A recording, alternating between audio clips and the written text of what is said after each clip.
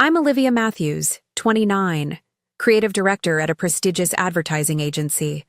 My life seemed perfect when Ryan Collins proposed. After years of competing with my younger sister Amber, I finally had something uniquely mine. Then came that unthinkable family dinner where my parents and sister conspired to steal my wedding venue and date. Amber stared coldly and said, "You can cry later. This day belongs to me." None of them knew the devastating truth about Ryan that would change everything. If you've ever had your trust broken by family, take a moment to subscribe. Trust me, what happened next will make you question everything about family loyalty. Growing up with Amber was like living in a constant competition I never signed up for. 2 years her senior, I always tried to be the supportive big sister, but our parents created an environment where Amber's needs always seemed to outshine mine. My achievements at school were met with polite acknowledgement, while Amber's average performance earned elaborate celebrations. It wasn't that they didn't love me, they just loved her more visibly, more enthusiastically. By the time I reached adulthood, I had built a life separate from their subtle favoritism. I threw myself into my education and career, eventually landing my dream job as a creative director at Pinnacle Advertising in Chicago. My work became my identity, my colleagues, my chosen family. I excelled at crafting narratives that resonated with people, never realizing my own family narrative was so fractured. I met Ryan Collins during the National Advertising Conference in New York. Tall, with piercing blue eyes and an easy confidence, he approached me after my presentation on emotional storytelling in digital campaigns. "Your understanding of human connection is remarkable," he said, handing me his business card. "I'd love to discuss a potential collaboration." Ryan was different from any man I'd dated before. As the CEO of a financial consulting firm, he exuded ambition and intelligence. Our first date stretched from coffee into dinner as we discovered shared passions for architectural photography, obscure foreign films, and kayaking. Within weeks, we were inseparable. Ryan's intensity drew me in. He focused on me completely when we were together, making me feel truly seen for perhaps the first time in my life. "You're extraordinary, Olivia," he would say, tucking my hair behind my ear. "Most people don't recognize what they have in front of them." 6 months into our relationship, I realized I still knew surprisingly little about Ryan's past. He deflected personal questions with practiced ease, changing subjects or answering vaguely. When I asked about his family, he mentioned they were no longer in contact, without elaboration. His social media presence was minimal, and his friends were mostly business associates I rarely met twice. "My work requires discretion," he explained, when I questioned the mystery. "I've consulted for high-profile clients who value privacy." This seemed reasonable given his field, and his reluctance to share only made the information he did reveal feel more intimate, more special. When I introduced Ryan to my parents and Amber at Thanksgiving, my mother's approval was immediate and effusive. "He's so accomplished, Olivia, and handsome too," she gushed while Ryan charmed them with stories of business successes. Amber watched him with undisguised interest, asking pointed questions about his income and lifestyle that made me cringe. "Your sister seems very curious about my finances," Ryan remarked afterward, his tone light but expression guarded. "That's just Amber," I sighed. "She's always been focused on status." Ryan proposed 8 months into our relationship during a weekend trip to Lake Michigan. The sunset proposal on a private beach was something from a romance movie, complete with photographer he'd hired to capture the moment.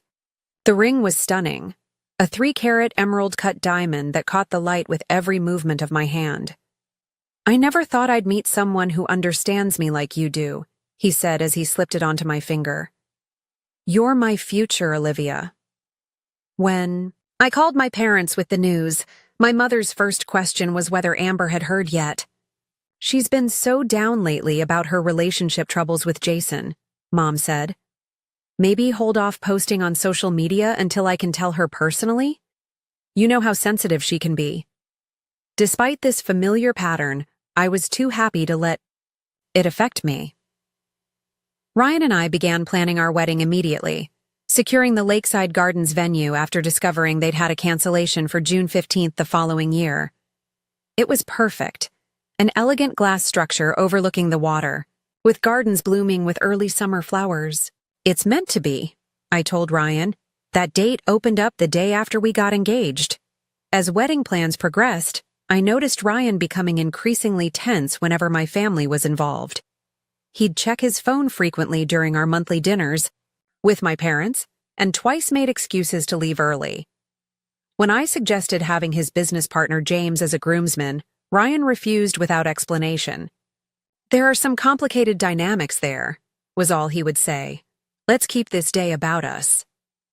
In retrospect, I should have questioned these red flags, but I was distracted by my growing wedding binder, color swatches, and the persistent need to manage my mother's attempts to involve Amber in every decision. "Shouldn't your sister help choose the bridesmaids' dresses?" Mom suggested. "She has such a good eye for fashion." "Amber isn't even a bridesmaid, Mom," I reminded her. "I've asked my college roommates and work friends." This revelation led to a week of text messages about how excluded Amber felt, culminating in my reluctant invitation for her to join the bridal party.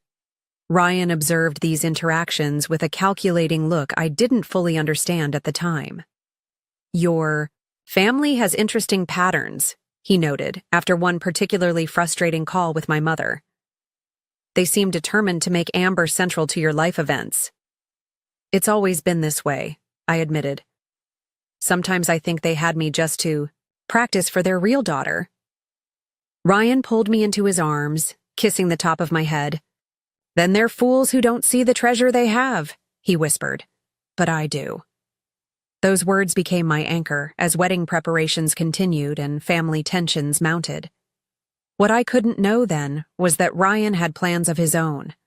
Plans that would ultimately expose truths about my family and himself that none of us were prepared to face.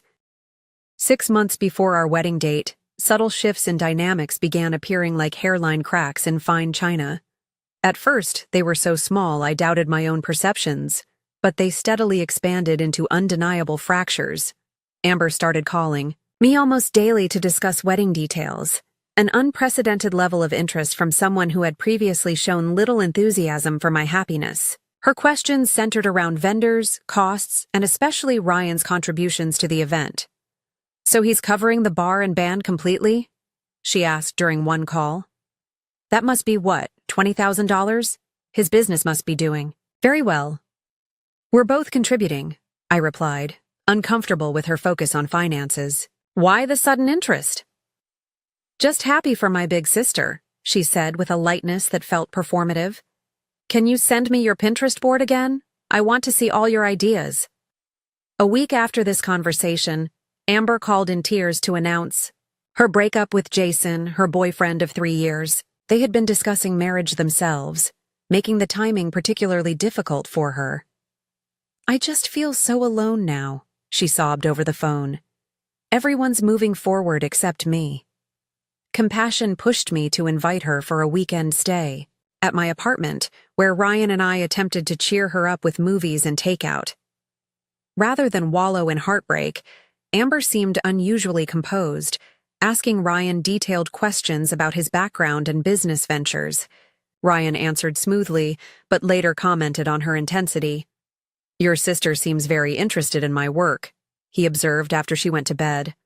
"Almost like she's conducting an interview." Just 3 weeks after her devastating breakup, Amber introduced a new boyfriend at our parents' anniversary dinner. Michael Patterson was polished and articulate, with an uncanny knowledge of investment strategies that mirrored Ryan's expertise.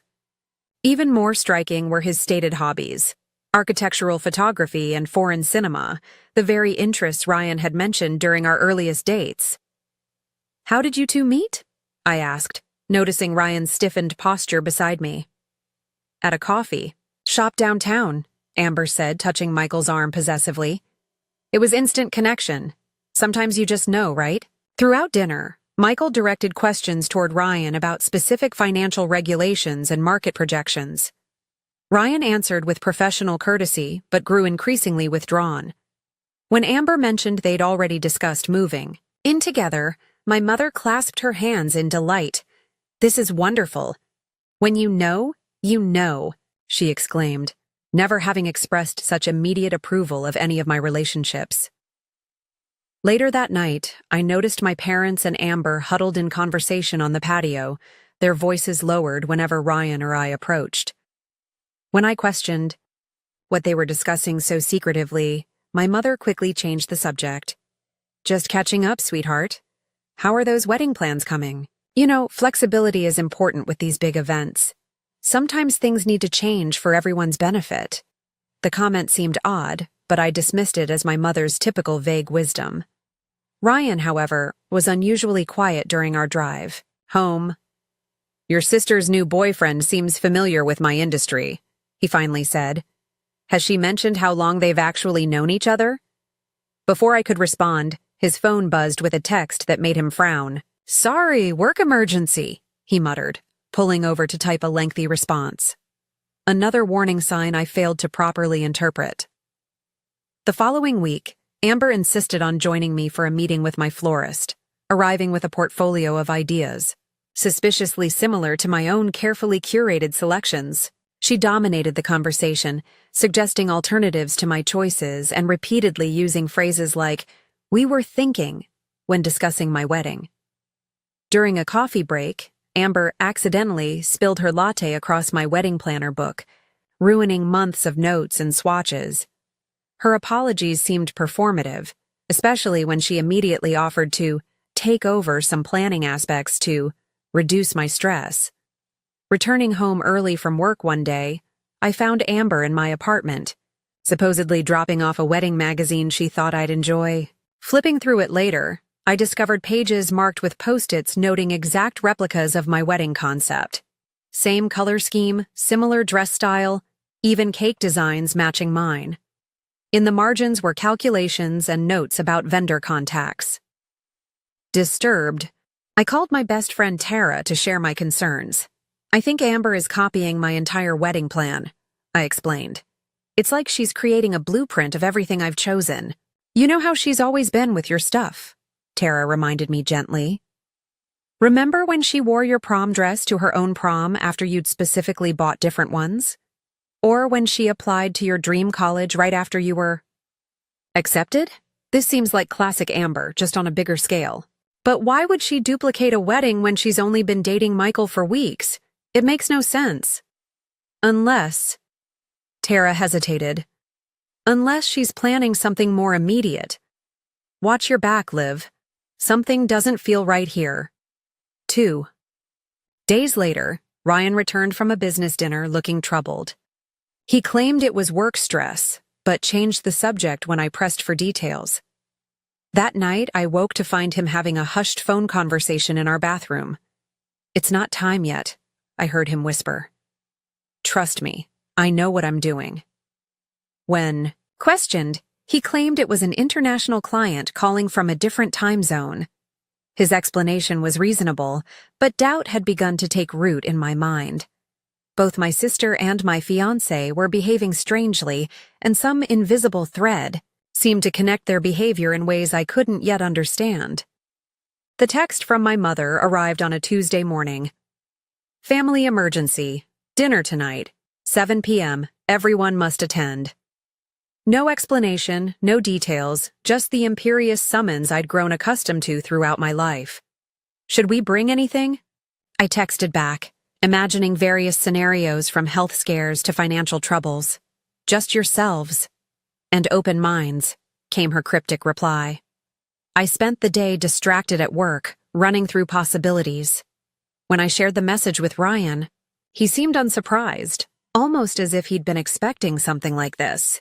"Whatever it is, we'll handle it together," he said, squeezing my hand with reassuring pressure that didn't quite reach his eyes. We arrived at my parents' home to find Amber's car already in the driveway, along with an unfamiliar luxury sedan I assumed belonged to Michael. The atmosphere inside was tense, but with an undercurrent of anticipation that confused me. My father poured drinks without meeting my eyes, while my mother fussed unnecessarily with appetizers arranged too perfectly. to be impromptu. What's going on? I finally asked after 20 minutes of stilted small talk. Mom said there was an emergency. My father cleared his throat, glancing at my mother before addressing me. Olivia, we need to discuss something important. Something that affects the whole family. Are you sick? Is someone sick? Panic fluttered in my chest. No, nothing like that, my mother interjected quickly. It's about finances and timing. What followed was a carefully orchestrated revelation that must have been rehearsed before our arrival. My father explained that their investments had experienced unexpected complications, significantly reducing their ability to contribute to my wedding as promised. We still want to help, my mother added, her expression combining guilt and determination in equal measure. Just not in the way we originally planned. Before I could process this information, Amber reached for Michael's hand, her expression radiating triumph barely disguised as happiness. Michael and I are engaged, she announced, flashing a diamond ring that looked surprisingly similar to my own. It was so unexpected and romantic. After 3 weeks of dating, I couldn't keep the disbelief from my voice. When it's right, No, Michael replied smoothly, his arm sliding around Amber's waist. We don't want to wait. The pieces began falling into place with sickening clarity as my mother continued. That's why we wanted to talk about timing and resources. Given our financial situation and the fact that both our daughters are planning weddings, what Mom is trying to say, Amber interrupted, is that it makes sense to prioritize. Since Michael and I want to get married quickly, and you and Ryan have your careers established already, we thought you might consider postponing. Postponing our wedding? The one that's completely planned and paid for? I looked between my family members, waiting for someone to admit this was an elaborate, cruel joke. My father wouldn't meet my eyes. We've discussed it as a family, and we think it makes sense for Amber and Michael to take your date and venue. All the arrangements are perfect, and this way we can still help finance one wedding properly. You've discussed it as a family? I repeated slowly. But Ryan and I weren't included in this family discussion about our wedding? We knew you'd be upset initially, my mother said, reaching for my hand, which I pulled away. But you've always been the reasonable one, Olivia, the practical one. The one who gives up what she wants, I finished for her. Amber's expression hardened. This is important to me. Michael and I need to get married quickly for his visa situation. It was the first I'd heard of any visa issues, and the explanation felt hollow. We don't have time to plan a whole new wedding, and yours is already perfect. So perfect you want to steal it? My voice cracked with emotion. Not steal, my father interceded. Share. We've already spoken with the venue about transferring the reservation. This revelation sent ice through my veins. You've already contacted my venue without talking to me first? We knew you'd be difficult about it, Amber sighed, as if my reaction was an inconvenient tantrum rather than justified outrage. That's why we took care of the logistics first. I turned to Ryan, expecting shared indignation, but found him watching the scene with calculated interest. What do you think about all this? I asked him. It's unexpected, he said carefully. But family matters are complicated. Perhaps we should consider what's being proposed. His lukewarm response felt like another betrayal. I stood, trembling with anger and hurt. This is unbelievable. You're actually trying to take my wedding day, my venue, everything I've planned for months. Amber rolled her eyes dramatically. You can cry later. This day belongs to me now. Casual cruelty of her words struck me like a physical blow. I looked at each family member, searching for any sign of shame or reconsideration, but found only determination and the expectation of my eventual compliance. You've always done this, I whispered. Always taken what's mine and expected me to accept it graciously. But this is different. This is my wedding, my future with Ryan. A wedding can happen any time, my mother insisted. Your sister needs this now. And what I need doesn't matter? What about what Ryan and I have planned and paid for? My father shifted uncomfortably. We'll reimburse your deposits eventually, once our financial situation improves. Eventually, I repeated, the word hollow with the weight of past promises similarly broken. Ryan stood, placing a steadying hand on my back. I think Olivia and I need time to discuss this privately. It's a significant request you're making. There's nothing to discuss, I insisted, pulling away from his touch. They've already decided. They've already started transferring arrangements behind our backs. Let's not make rash decisions, Ryan cautioned, his tone businesslike. Everyone's emotions are high right now. I stared at him, this man I'd agreed to marry, wondering why he wasn't more outraged on our behalf. Something in his composed demeanor felt wrong, disconnected from the betrayal unfolding around us. I need to leave, I announced, grabbing my coat. I can't be here right now. Olivia, don't be dramatic, Amber called after me. This is happening whether you approve or not. The deposit's already in our names. I stopped at the door, turning, to face my family one last time. You know what's ironic? I've spent my entire life accepting less so Amber could have more. I've stepped aside, stayed quiet, been the reasonable one. But this time, I won't bend. This time, you've gone too far. As I walked to my car alone, Ryan having chosen to stay, behind to smooth things over, I felt something permanent breaking within our family structure. What I couldn't know then was that this painful fracture would eventually expose truths that would change all our lives irrevocably. The week following that devastating family dinner became a blur of betrayal that seemed to intensify hourly. My phone buzzed constantly with messages from my mother, each one more manipulative than the last. Amber has already ordered invitations. Using your color scheme, please don't make this more difficult than it needs to be. Your father and I raised you to be selfless. Why are you hurting your sister this way? Everyone agrees this makes the most sense financially. Why can't you see that? I stopped responding after the third day, unable to stomach their collective gaslighting. Ryan's behavior remained puzzling. Rather than offering support, he suggested we take the high road and find another venue for later in the year. Your family relationships are important, he insisted while I sobbed on our couch. Sometimes compromise is necessary to maintain those bonds. Compromise? They stole our wedding, and the venue already confirmed they transferred our deposit to Amber's name without my permission. Ryan's expression flickered briefly before settling back into practiced concern. They must have listed you both on the original contract. Unfortunate, but legally there may not be much recourse.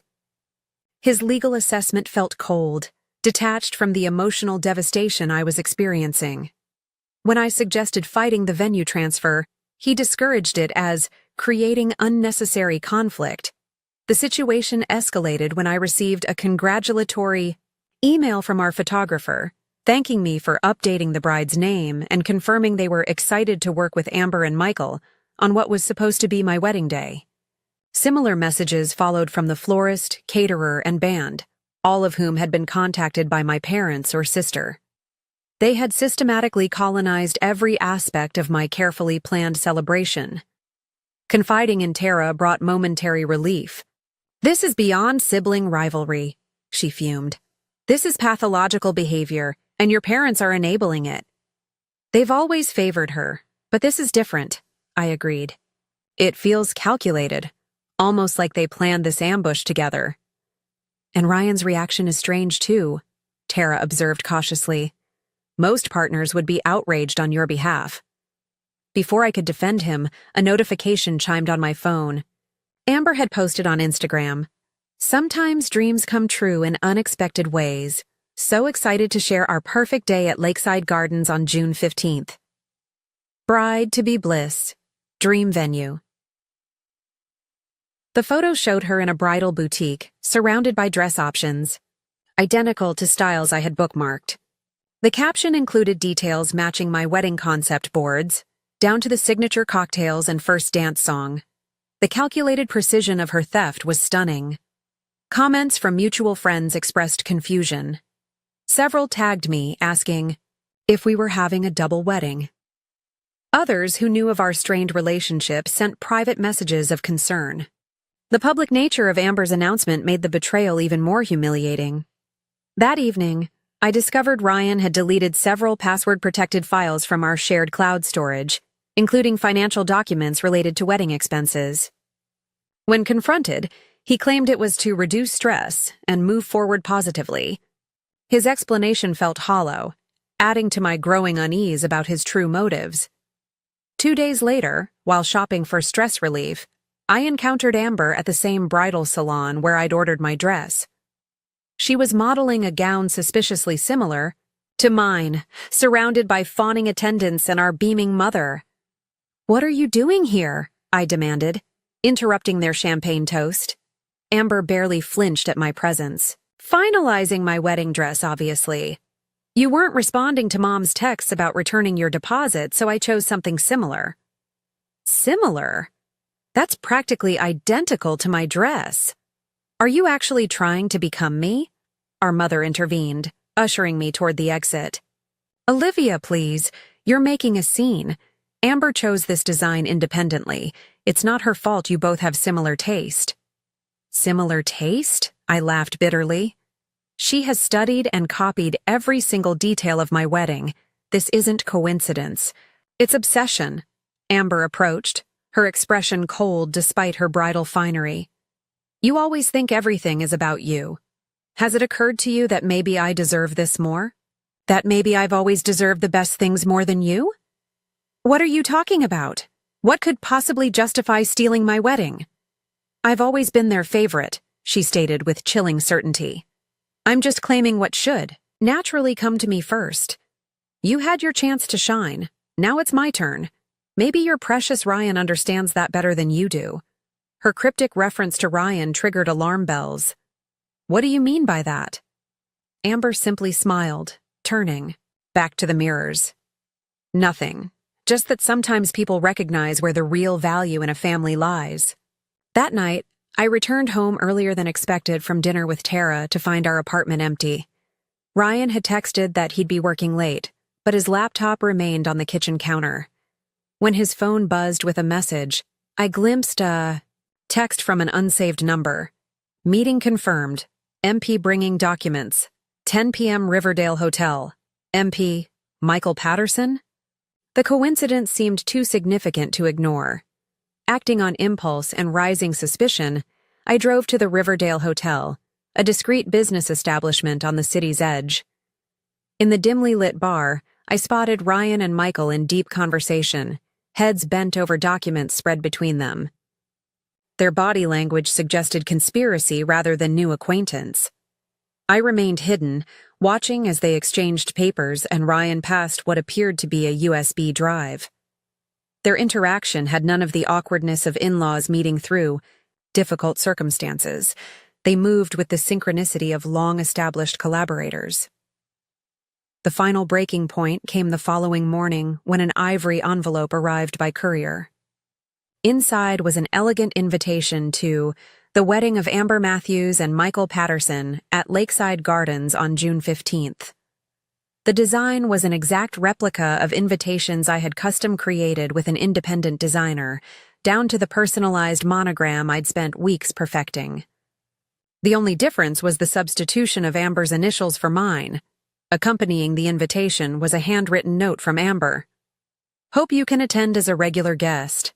We've decided not to include you in the wedding party after your recent emotional outbursts. Maybe seek professional help before the big day." The calculated cruelty crystallized everything I'd been feeling into cold, clear resolve. This wasn't just about a wedding anymore. Something deeper and more sinister was occurring.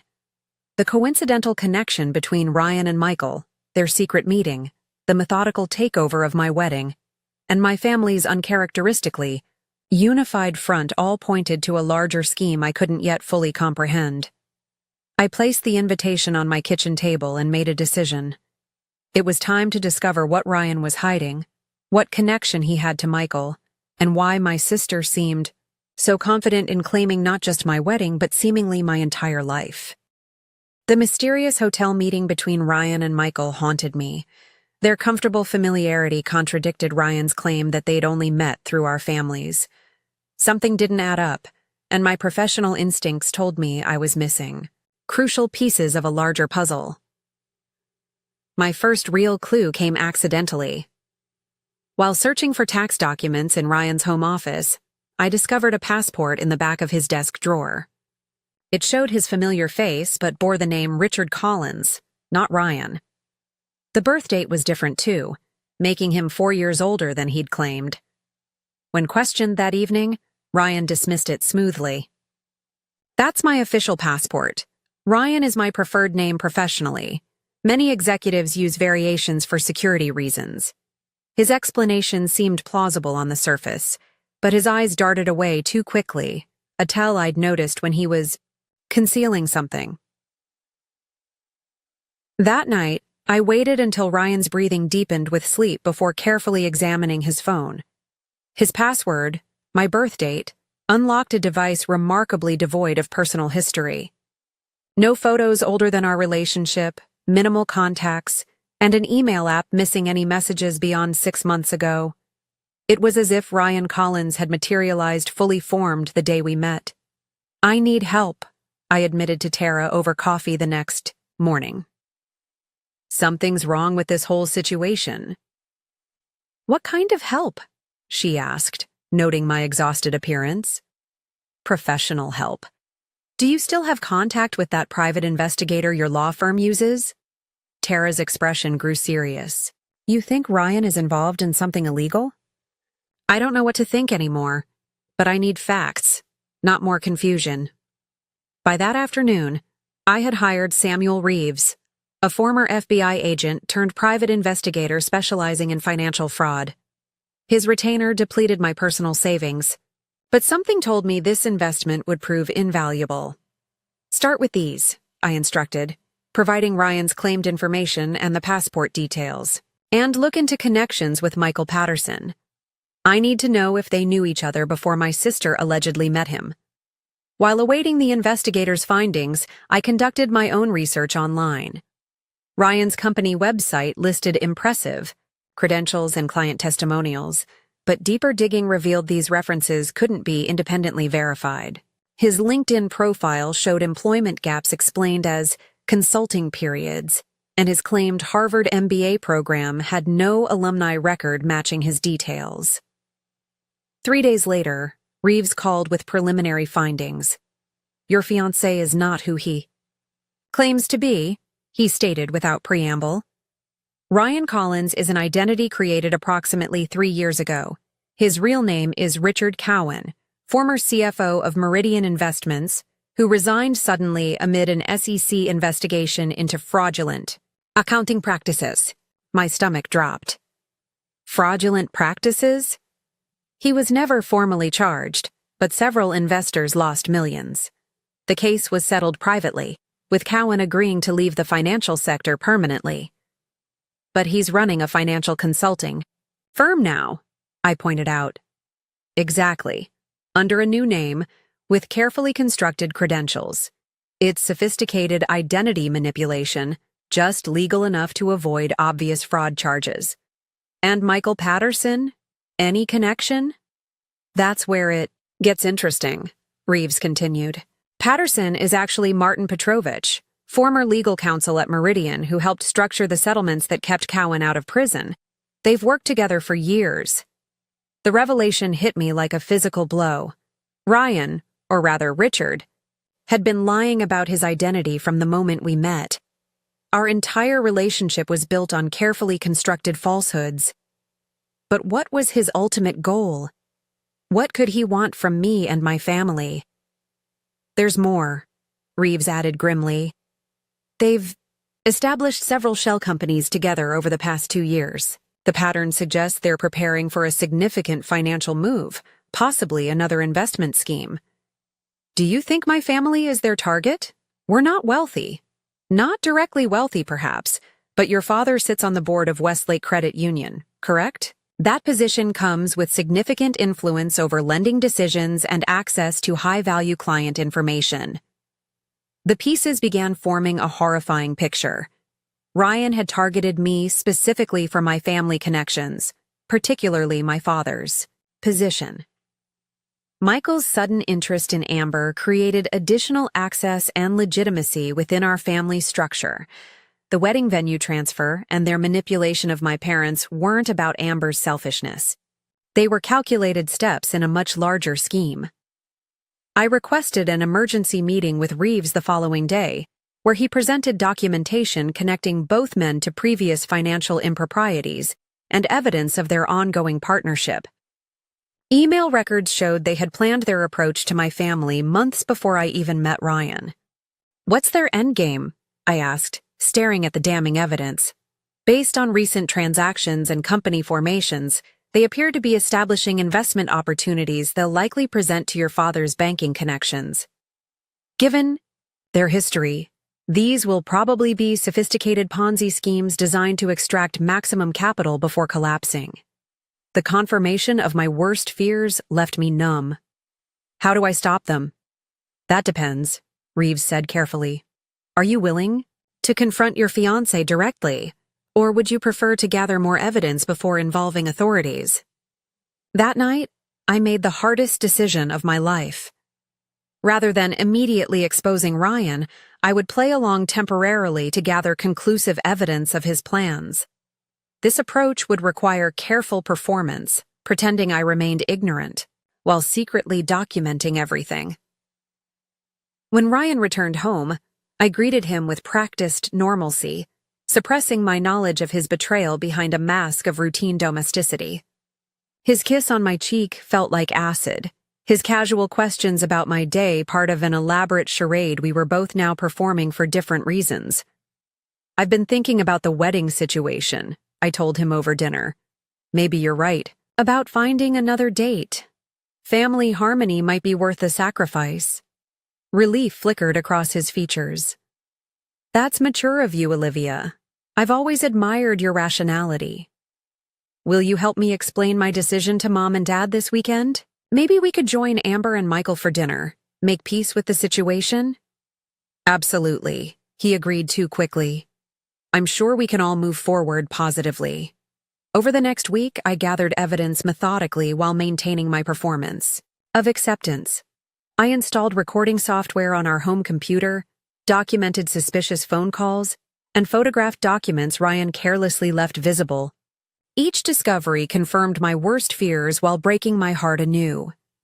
The final confirmation came when I accidentally opened an email intended for Ryan that contained detailed plans for approaching my father's banking clients with investment opportunities in non-existent development projects. The projected fraud exceeded $20 million, with Ryan and Michael set to disappear once payments cleared their offshore accounts. With sufficient evidence compiled, I finally confronted Ryan in our living room, laying out copies of the most damning documents on our coffee table. "Richard Cowan," I said simply, watching his expression shift from confusion to calculation. "Or do you prefer Ryan Collins when you're running investment scams?" He recovered quickly, his charm activating like a defensive system. "Olivia, whatever you think you've found has an explanation. Yes, I changed my name after some unfortunate business complications, but that doesn't change who I am or how I feel about you. And how do you feel about me? The daughter of a banking executive whose connections you've been planning to exploit since before we met." His posture stiffened. "Our relationship is separate from business. I genuinely care for you." "Like Michael genuinely cares for Amber? That's why you two orchestrated this entire scenario, right? Two couples, double the access to my father's professional network?" Ryan's mask slipped momentarily, revealing cold assessment rather than emotional hurt. "Your sister was always the easier target. So desperate for attention, so eager to compete with you. One conversation about your wedding plans, and she was practically begging to take your place. So you used her jealousy, her need to outshine me?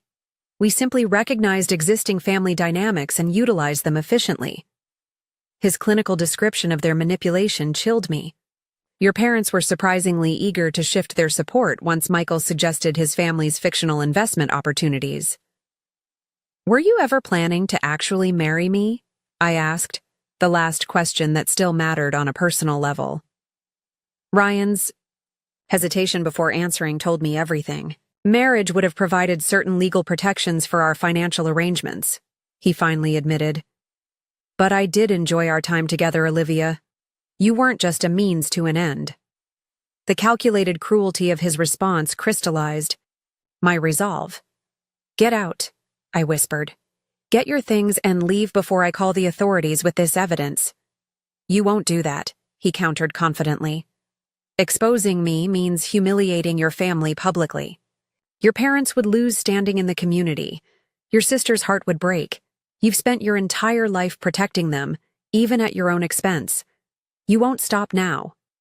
His certainty, his assumption that my lifelong pattern of sacrifice would continue even in the face of this betrayal, sparked something new within me.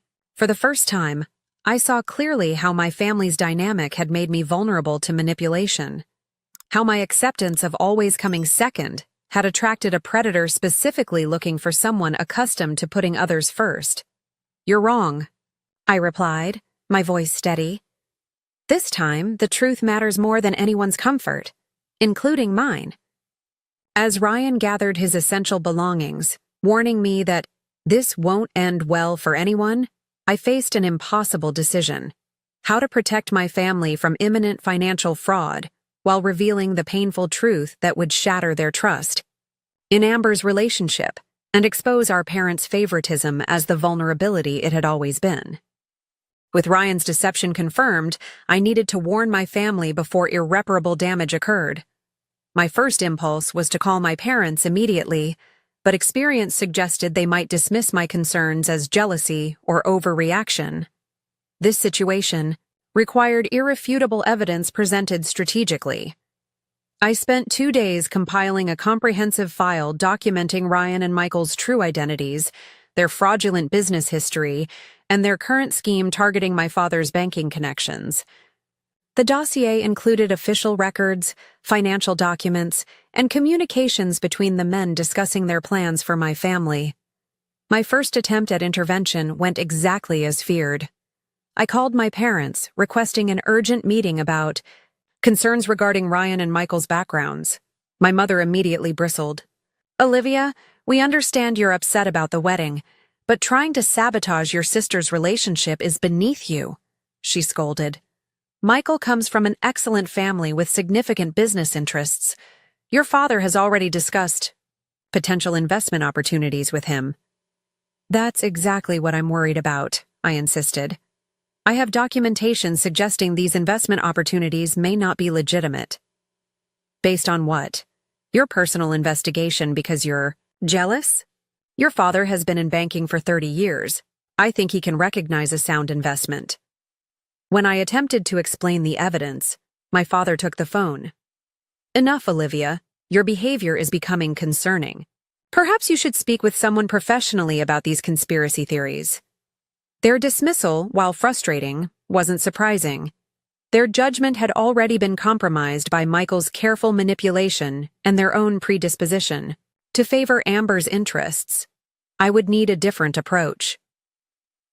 Next, I attempted to reach Amber directly, hoping that beneath her competitive nature existed some sisterly bond that would make her receptive to the truth. I invited her for coffee, framing it as a reconciliation attempt. I'm glad you finally accepted the situation, she said smugly as she sat across from me at the cafe. Michael said you'd eventually come around. Actually, I wanted to share some concerning information I've discovered about Ryan and Michael, I replied, sliding a condensed version of my file across the table. They aren't who they claim to be. Amber barely glanced at the documents. Let me guess. They're secretly criminals targeting our family? How convenient for your narrative. Just look at the evidence, Amber. Their real names, their history of financial fraud, the pattern of targeting families with banking connections. She pushed the file back toward me. This is pathetic, even for you. Creating fake documents because you can't stand that I'm marrying a successful man while yours turned out to be so understanding of family priorities? Michael warned me you might try something like this. He warned you because he knew I might discover the truth, I insisted. Think about it. How did you meet him? Right after my engagement, at a coffee shop you never frequented before. He knew all your interests, because they matched what Ryan had learned about me. We have natural chemistry and shared interests, Amber snapped, standing to leave. Not everything is about you, Olivia. Some men just prefer women with actual personality instead of your constant people-pleasing. As she stormed out, I realized direct approaches wouldn't work. My family was too deeply entrenched in their perspectives and too thoroughly manipulated by the men to accept the truth without incontrovertible proof and public exposure. The solution came to me while reviewing the investigators' reports. Ryan and Michael were planning to present their fraudulent investment opportunity at Amber's rehearsal dinner, where my father had arranged for several bank colleagues to attend. This event would be their moment to secure commitments before disappearing with investor funds after the wedding. I needed to expose them publicly, in a setting where they couldn't control the narrative or dismiss the evidence. But timing would be crucial. Acting too soon might allow them to regroup, while waiting too long risked legitimate investments being made. Working with Reeves, I compiled a presentation detailing their scheme, focusing on factual evidence rather than personal betrayal. I also contacted Special Agent Lisa Harrington at the FBI's Financial Crimes Division, sharing evidence of the pending fraud. While insufficient for immediate arrests, the information placed Ryan and Michael on their radar. We can monitor the situation, Agent Harrington confirmed. But we need clear evidence of intent to defraud, preferably recorded solicitation of funds under false pretenses. They're planning to pitch investors at my sister's rehearsal dinner next Friday, I explained. I can wear a recording device. That would help build our case, she agreed. But understand, confronting them publicly comes with risks. These men have built their careers on manipulation. They won't surrender easily. I spent the intervening days in careful preparation, rehearsing what I would say and anticipating their counter-arguments. I also made peace with the likelihood that my relationship with my family might never recover from this revelation. By exposing Ryan and Michael, I would also be exposing my parents' willingness to sacrifice my happiness and my sister's calculated betrayal. The rehearsal dinner was held at Lakeside Gardens, the very venue that should have hosted my wedding. Entering that space, seeing the decor that mirrored my original plans, brought a sharp pain I pushed aside to focus on the task at hand. I wore a recording device provided by the FBI, concealed in a brooch Agent Harrington assured me was undetectable. My parents greeted me with surprise and visible discomfort. We weren't sure you'd come, my mother admitted, given the circumstances. I wouldn't miss my sister's rehearsal dinner, I replied simply. Amber kept her distance, clearly having warned others about my unstable behavior. Ryan and Michael worked the room confidently, focusing particular attention on my father's banking colleagues. I observed as they distributed elegant folders containing investment prospectuses for Patterson Collins Development, their fictitious venture. I waited until after dinner, when Michael stood to make a toast and transition into his investment presentation. As he welcomed guests and thanked my parents for their support, I moved quietly to connect my laptop to the room's projector system, previously arranged with the venue's technical staff. Before my future brother-in-law continues, I have something important to share with everyone, I announced, interrupting Michael mid-sentence. Something that affects everyone in this room, particularly those considering investment opportunities. Olivia, this is inappropriate, my father warned, half rising from his seat. What I'm about to show you is factual information about Richard Cowan and Martin Petrovich, whom you know as Ryan Collins and Michael Patterson, I continued, activating the presentation. Both men have histories of financial fraud and are currently operating under false identities. The room erupted in confused murmurs as documents appeared on screen. SEC investigation records, news articles about Meridian Investments' collapse, and photographs of both men under their real names.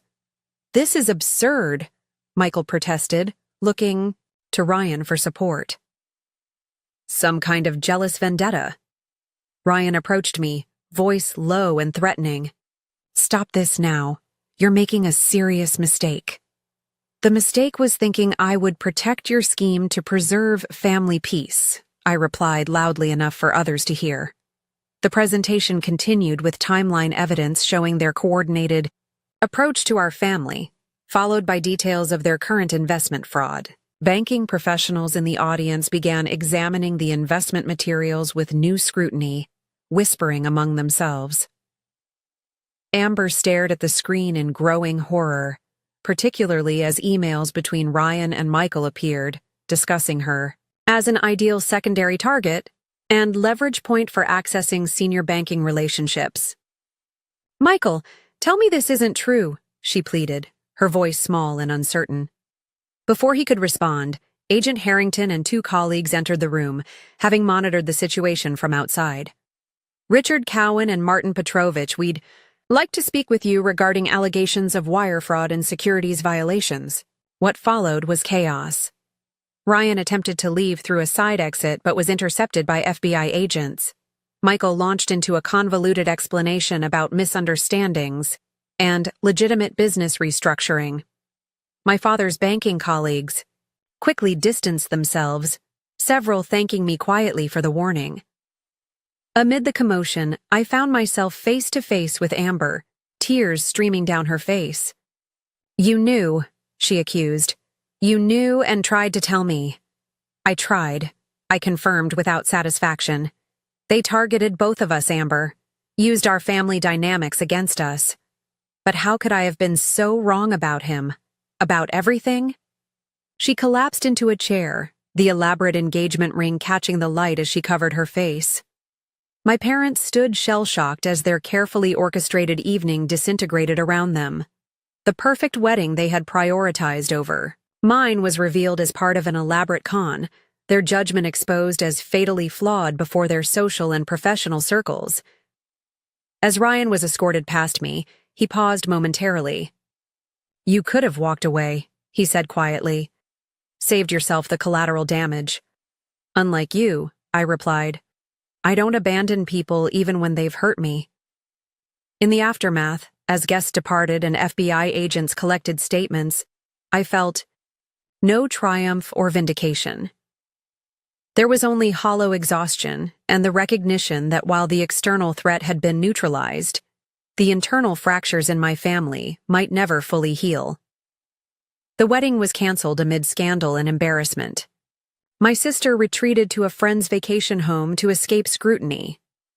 My parents faced difficult questions from friends and colleagues about their judgment and priorities, and I was left to rebuild a life whose foundation had been thoroughly shaken, uncertain what relationship, if any, I still had with my family. In the weeks following the rehearsal dinner revelation, silence descended between me and my family. The FBI investigation into Ryan and Michael expanded, revealing additional victims and fraudulent operations across 3 states. Both men eventually accepted plea deals, with Ryan facing 5 years in federal prison and Michael 3, along with significant financial penalties neither could pay. The immediate aftermath left me feeling hollow rather than victorious. The apartment Ryan and I had shared felt contaminated by lies. Everyday objects triggered memories now tainted with doubt. Had any moment been genuine? Had any feelings been real? I threw myself into work, accepting a challenging new campaign that required long hours and intense focus. Colleagues noted my changed demeanor, the caution that had replaced my former openness. Tara worried I was hiding rather than healing, but respected my need for professional distraction. "You're processing trauma," she reminded me over lunch, 3 months after everything collapsed. "Not just relationship betrayal, but family betrayal too. That doesn't heal overnight." "Sometimes I wonder if I made the right choice," I admitted. Exposing everything publicly hurt so many people beyond just Ryan and Michael. They were going to defraud innocent people, Olivia. Your father's colleagues, their investors. You prevented that. At the cost of my family relationships. Relationships built on unhealthy patterns that made you vulnerable to someone like Ryan in the first place. Tara pointed out gently. Maybe this breaking point was necessary. Her perspective helped, but true healing began when I received an unexpected job offer from Meridian Creative, a prestigious agency in Boston. Relocating meant leaving the physical spaces associated with my trauma, creating geographical and emotional distance from painful memories. Boston's unfamiliarity proved therapeutic. Without history shadowing every street corner, I could breathe again. My apartment overlooking the Charles River became a sanctuary of self-discovery, decorated with objects chosen solely for my pleasure rather than compromised to accommodate another's preferences. 6 months into my new life, I received my first communication from Amber, a handwritten letter without return address. I don't expect forgiveness, she wrote, but I need you to know I'm sorry. Not just for the wedding, but for a lifetime of taking without considering what I was taking from. Therapy is helping me understand the competition that defined our relationship wasn't your creation, but my response to feelings of inadequacy. Never addressed. You were always the capable one, the independent one. I wanted what you had without understanding the work you put into creating your life. The letter continued with painful self-reflection and acknowledgement of her role in enabling Ryan and Michael's scheme. She closed with, I don't expect a relationship, but I needed you to know that I recognize the truth now, however late this realization comes. I didn't respond immediately, needing time to process her words. But the letter marked a turning point. In my healing journey, transforming abstract hurt into concrete acknowledgement I could examine and eventually release. My parents' attempt at reconciliation came 3 months later through my father's awkward phone call. Your mother and I have been doing some reflection, he began hesitantly. We've realized our pattern of prioritizing certain things wasn't always fair to you. It wasn't about fairness, Dad, I replied, surprising myself with the clarity I felt. It was about seeing me, really seeing me, instead of seeing me in relation to Amber. His silence acknowledged the truth of my statement. We'd like to visit if you're open to that. No expectations, just beginning a conversation. Their visit was strained but significant. We avoided addressing the wedding directly, focusing instead on establishing new communication patterns. My mother brought photo albums I'd never seen, sharing stories from my childhood with a perspective that seemed genuinely interested in my experience rather than comparing it to Amber's. We made mistakes, she admitted as they prepared to leave. Patterns we didn't recognize until everything fell apart. I'm sorry it took such dramatic circumstances to see what we were doing. I'm still working through it, I told them honestly. I'm not ready for family holidays or pretending everything's fine, but I'm open to building something new. Something healthier, if you are.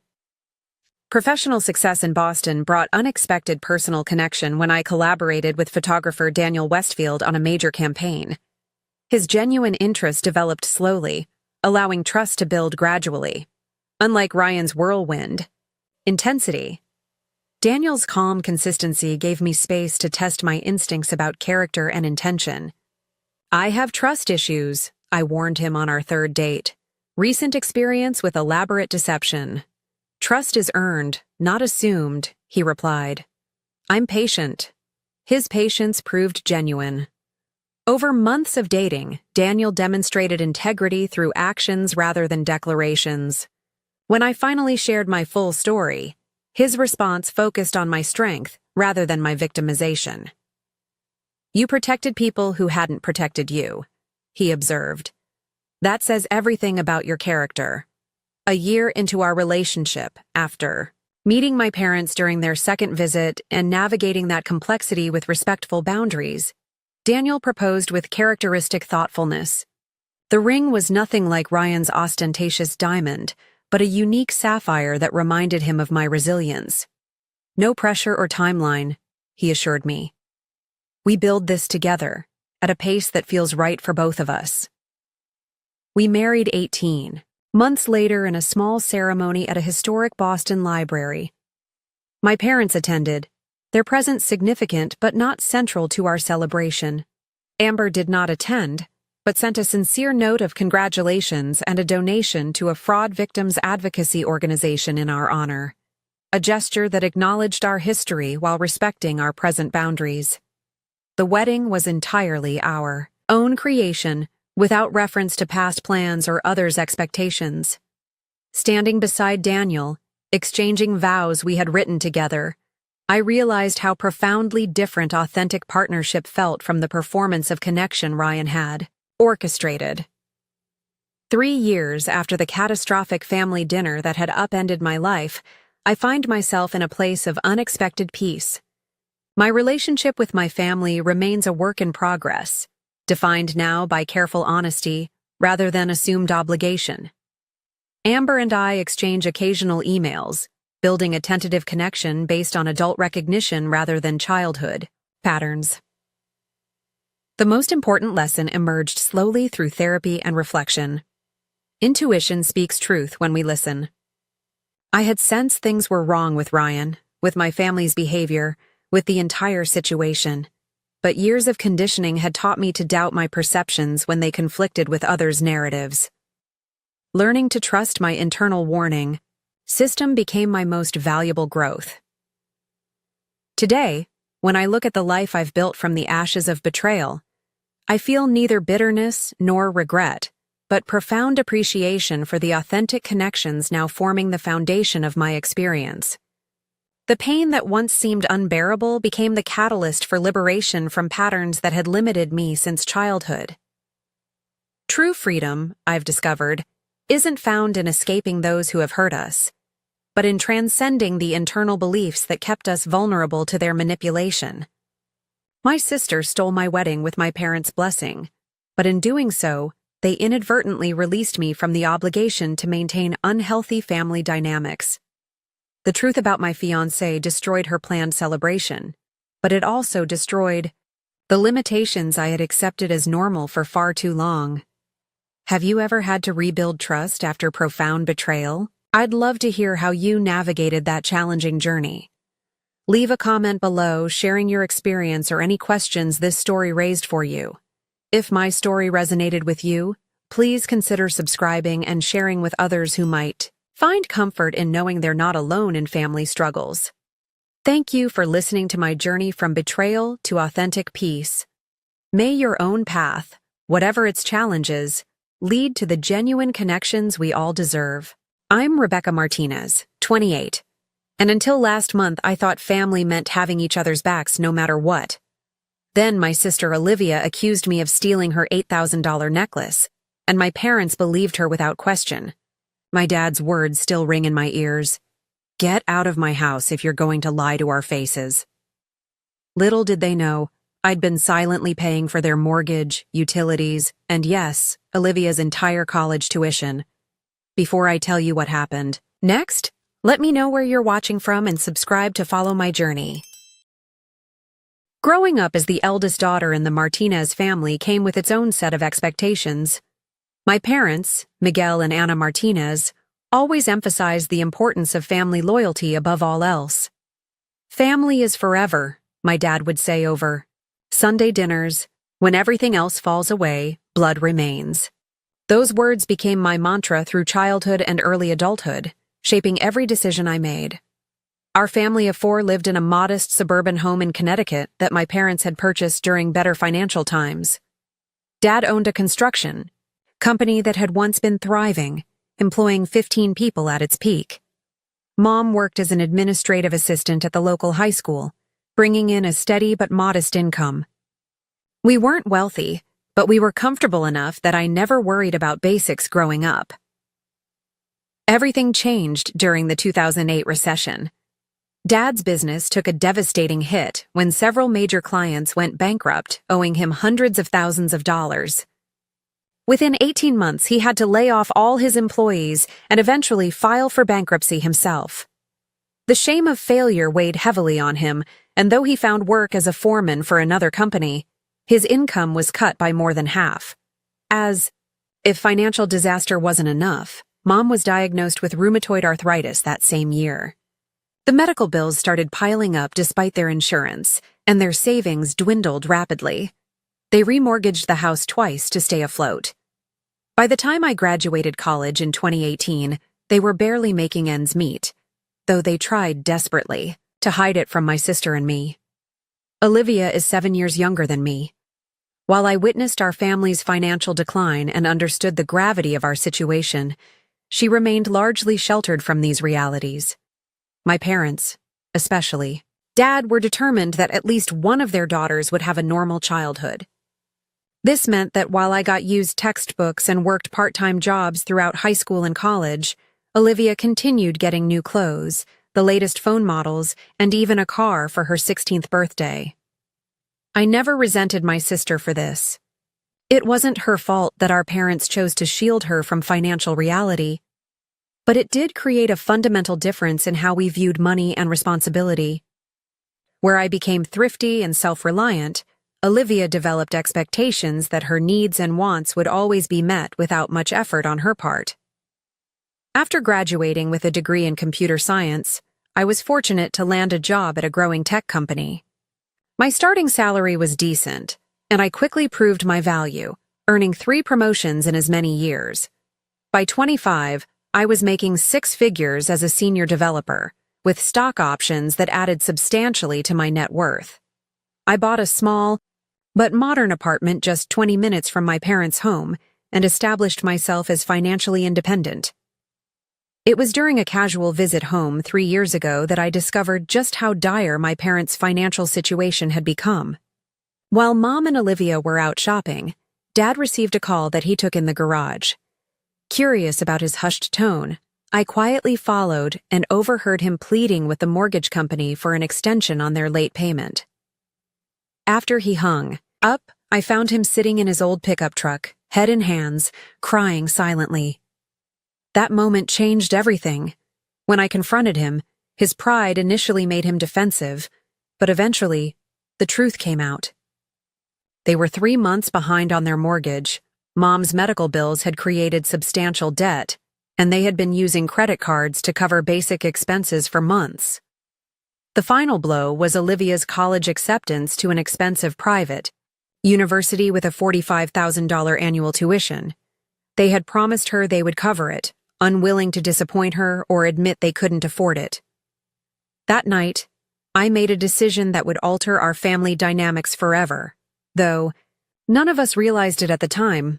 I offered to help temporarily with some bills until they got back on their feet. Dad reluctantly agreed, but with one condition: Olivia must never know. It would crush her to learn we're struggling, he insisted, and your mother would be humiliated if the neighbors found out we needed help from our daughter. What started as helping with some bills quickly expanded. Within 6 months, I was paying their entire mortgage, all utilities, property taxes, and most of Mom's medical expenses. When Olivia started college, I took on her full tuition payments as well. All told, I was contributing over $70,000 annually to keep my family afloat, nearly 2/3 of my take-home pay. Despite living 20 minutes away in my own apartment, I visited at least twice weekly, bringing groceries that I claimed were on sale or had been extras from work events. I helped Dad with house repairs on weekends, drove Mom to medical appointments, and even helped Olivia with her programming homework when she struggled in her introductory CS course. Last Christmas, I watched as my parents gave Olivia the latest MacBook Pro, supposedly from them. In reality, I had purchased it, as I did most substantial gifts from them over the past few years. Olivia hugged our parents tightly, gushing about how much she loved them, while I received a sweater and a gift card. I told myself I didn't mind. Seeing my family happy was enough. For her 21st birthday 2 months ago, my parents wanted to give Olivia something special. She had been dropping hints about an $8,000 white gold and diamond necklace she'd seen at a boutique downtown. "It's an investment piece," she had explained over dinner. Something I'll keep forever and maybe even pass down someday. Mom looked distraught at the price tag, but Dad promised they'd figure something out. That something was me, of course. When Dad called asking if I could loan them the money, I already knew it wasn't a loan. None of the money I'd given them had ever been repaid, nor did I expect it to be. I transferred the funds that day, and a week later, watched Olivia unwrap the blue velvet box at her birthday dinner, squealing with delight as Dad fastened the necklace around her neck. "You're the best parents ever," she declared, admiring her. Reflection. I don't know anyone else whose parents would get them something this amazing. I smiled and took photos of the moment, ignoring the familiar ache in my chest. Part of me hoped that one day they would acknowledge all I had done, that my sacrifices would eventually be recognized and appreciated. That faith in my family's ultimate recognition kept me going, even as the balance in my savings account dwindled while Olivia's social media filled with photos of spring break trips and shopping sprees funded indirectly by me. I never imagined that necklace would become the catalyst for destroying the family I had sacrificed so much to preserve. Sunday dinners at my parents' house were sacred tradition. No matter how busy our weeks got, we all made an effort to be there at 6 o'clock sharp. Mom would spend the afternoon cooking something special. Dad would open a bottle of wine, and, for a few hours, we could pretend we were still the happy, financially stable family we had once been. That particular Sunday started like any other. I arrived early to help Mom prepare her specialty, chicken enchiladas with homemade salsa verde. Dad and Olivia were watching a basketball game in the living room, occasionally cheering or groaning depending on the score. Everything felt normal, until halfway through dinner when Olivia suddenly put down her fork. "Has anyone seen my necklace?" she asked, her hand instinctively touching her bare throat. "The diamond one from my birthday. I was going to wear it tonight but couldn't find it in my jewelry box." "Did you check your dresser?" Mom suggested. "Sometimes you leave things there when you're in a hurry." Olivia shook her head. "I always keep it in the blue velvet box. It's too valuable to leave out." "When was the last time you wore it?" I asked, genuinely concerned. I knew how much that necklace meant to her, regardless of who had actually paid for it. "Last weekend at Melissa's party," she replied. "I definitely put it back in its box when I came home." Dad's brow furrowed. "Are you sure? You were pretty tipsy when you got back from that party."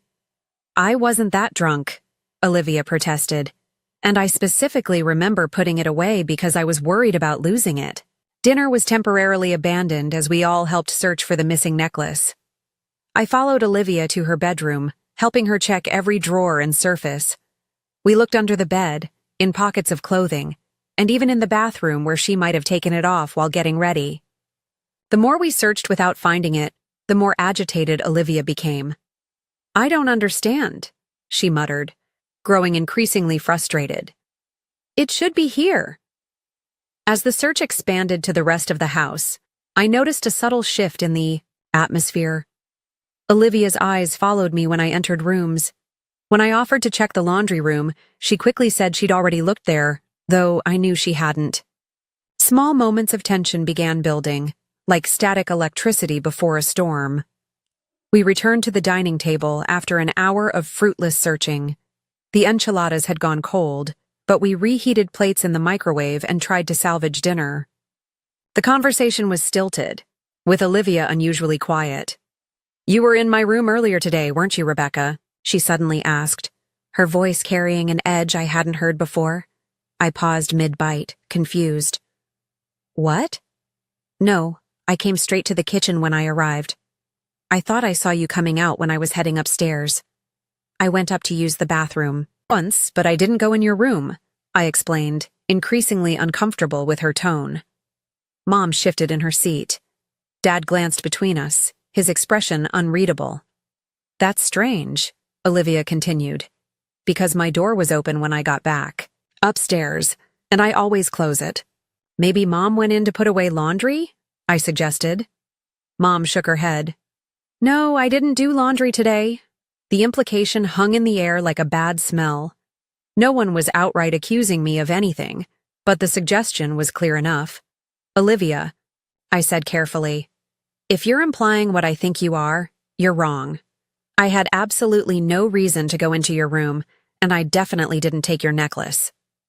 She shrugged, but her eyes remained suspicious. I'm just trying to figure out what happened. It's an $8,000 necklace. It doesn't just disappear. Well, it didn't disappear into my pocket, I said, trying to keep my voice level despite my growing indignation. Dad cleared his throat. Rebecca, no one's accusing you of anything, he said, though his tone suggested otherwise. But you have to admit, it's a bit of a coincidence that the necklace goes missing on a day you visit. I visit twice a week, every week, I replied, stunned that he would even entertain the idea. Are you seriously suggesting I would steal from my own sister?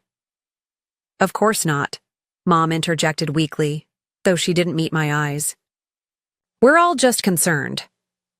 The remainder of dinner passed in uncomfortable silence. I offered again to help search, but Olivia declined, saying perhaps it would turn up on its own. The implication was clear. Once I left, maybe the necklace would mysteriously reappear. I drove home that night with a knot in my stomach.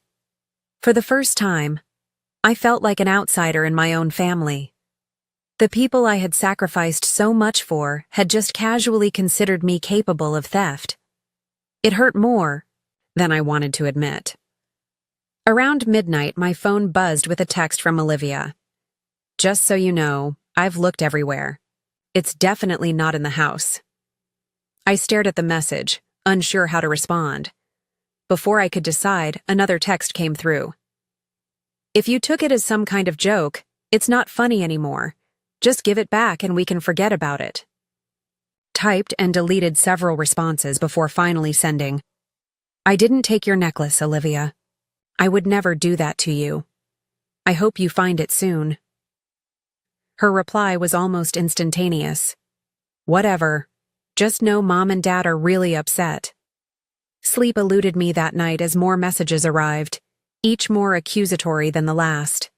By morning, it seemed my sister had fully convinced herself I was a thief, and based on her texts, my parents weren't far behind in that belief.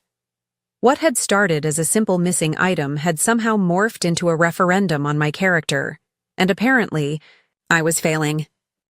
The next morning, I woke to several missed calls from both my parents. Rather than returning them immediately, I decided to drive over and address the situation in person. If there was a misunderstanding, surely we could clear it up face to face. I still believed in our family's ability to communicate rationally, despite the uneasiness from the previous night. When I arrived at my parents' house around 10, the atmosphere was noticeably tense. Mom was washing dishes with unusual vigor, barely acknowledging my greeting. Dad sat at the kitchen table, his face grim and newspaper untouched beside his coffee. Where's Olivia? I asked, trying to sound casual. Upstairs, Dad replied curtly. She's been turning her room upside down all morning looking for that necklace. I took a deep breath. Look, I understand everyone's upset, but I need to make it absolutely clear that I had nothing to do with its disappearance. Before Dad could respond, Olivia appeared in the doorway, her expression a mixture of anger and what looked almost like triumph. Then how do you explain this? She demanded, holding up her empty blue velvet jewelry box. I found it in your old bedroom, shoved under the bookshelf. I stared at her, genuinely confused. That's impossible. I haven't been in that room in weeks. Well, the box didn't walk there on its own, Dad said, standing up. His voice had taken on an aggressive edge I rarely heard directed at me. Rebecca, if you're in some kind of financial trouble, you should have come to us instead of doing something like this. The irony of his statement was so profound I almost laughed. Me in financial trouble? When I was the one keeping their entire household afloat? Dad, this is ridiculous. I don't need money, and I certainly wouldn't steal from my own sister. Then how did the box get in your room? He demanded. It's not my room anymore. I haven't lived here in years. Anyone could have put it there, including Olivia. I added, the implication clear. Olivia gasped dramatically. Are you saying I planted it? Why would I do that? Mom finally turned from the sink. Please, let's not fight. I'm sure there's an explanation. Yes, there is, Dad said, his voice rising. The explanation is that someone took that necklace, and the evidence points to Rebecca. I felt my face flush with anger and hurt. What evidence? An empty box that could have been placed by anyone? That's not evidence, that's a setup. Why would anyone want to set you up? Dad challenged. I don't. No. Why would I want to steal a necklace when I make more than enough money to buy my own if I wanted one? Throughout this heated exchange, I noticed something odd about Olivia's behavior. While she appeared distressed when my parents were looking at her, I caught a different expression when their attention was elsewhere. A slight curl of satisfaction at the corner of her mouth, quickly masked when she realized I was watching. Let's check the security camera, I suggested. My parents had installed a basic security system last year, with a camera covering the front, chapter and driveway. It would show if anyone left the house with something. Dad nodded stiffly, and we gathered around his laptop as he pulled up the footage from the previous day. We watched my arrival at 4 o'clock, empty-handed except for a bag of groceries. Various angles showed nothing suspicious throughout the evening, and when I left around 9, I carried out only my purse and phone. The footage wasn't particularly high quality, but it was clear enough to see I hadn't taken a distinctive jewelry box. She could have put it in her purse, Olivia insisted. My purse isn't big enough to fit that box without being obviously misshapen, I countered. Maybe you took just the necklace then, she pressed. It would fit in a pocket. Dad rubbed his temples. Rebecca, if you needed money, you could have sold it. $8,000 would solve a lot of problems. The conversation was becoming increasingly absurd. While they continued speculating about my potential financial motives, my phone buzzed, with a payment reminder. Ironically, it was for their mortgage, due in 3 days. Out of habit, I authorized the payment right there. $3,000 transferred from my account to cover their housing for another month. No one noticed, as I performed this act of family support even while being accused of theft. I don't need to sell a stolen necklace, I said, putting my phone away. I'm financially stable. Everyone has problems, Mom said softly. Even successful people get into trouble sometimes. I stared at her, hurt that she too seemed to believe I was capable of this. Mom, I haven't taken anything. I wouldn't. Then why was the box in your room? Dad demanded again, as if repetition would somehow change the facts. I told you I don't know, but there are plenty of explanations that don't involve me being a thief. As the accusations continued, I noticed Olivia typing on her phone, a slight smirk visible for just a moment. A terrible thought began forming in my mind. Was it possible she had deliberately engineered this situation? But why would she want to drive a wedge between me and our parents? Look, I said finally, my patience wearing thin. I understand the necklace is valuable and you're upset it's missing, but I've spent my entire life being honest and reliable. I've always been there for this family. Does it really make sense that I would suddenly decide to steal from you? Dad's expression hardened. People change.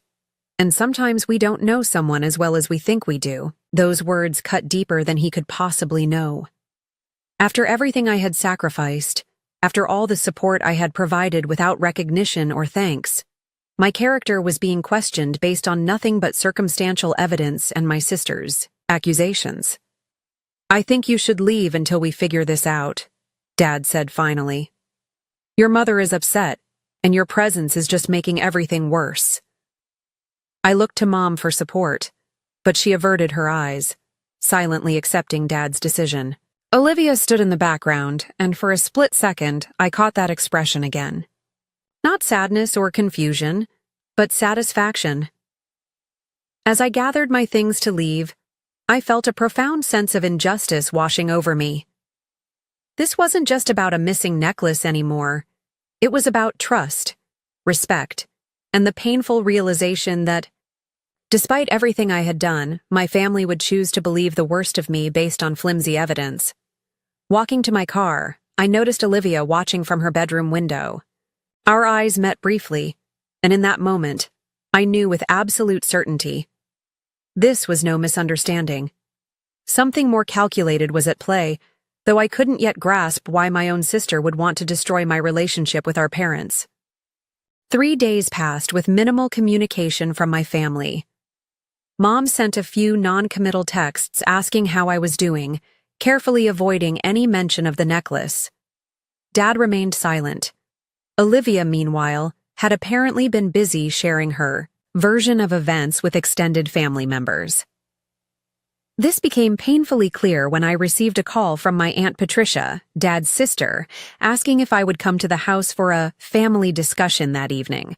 Her tone was gentle but firm, suggesting attendance wasn't optional if I wanted to remain part of the family. "Everyone wants to resolve this situation," she explained. "Your parents are very upset." "I'm upset too," I replied. "I've been accused of something I didn't do, and no one believes me." "That's why we need to talk," she insisted. 7 o'clock. "Please be there, Rebecca." I agreed, not because I expected a fair hearing, but because I couldn't bear the thought of being estranged from my family. Despite everything, I still loved them and desperately wanted to clear my name. When I arrived that evening, the scene that greeted me felt more like an intervention than a family discussion. Dad and Mom sat on the living room couch. Aunt Patricia and Uncle Robert occupied the armchairs. Olivia perched on the piano bench, eyes red as if she'd been crying. My cousin Michael, who had never particularly liked me, stood by the fireplace with his arms crossed. "Rebecca," Dad began as soon as I sat down, "we've asked you here because this situation has gone on long enough. The necklace is still missing, and all evidence points to you taking it." "What evidence?" I demanded.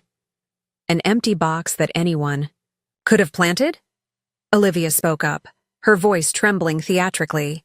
"I've been doing some research, and the pawn shop downtown doesn't require ID for items under $10,000. They pay cash on the spot." The implication was clear, and I felt my face flush with anger. "So now I've not only stolen your necklace, but pawned it? This is absurd." "Is it?" Dad challenged. "You've been acting strange lately.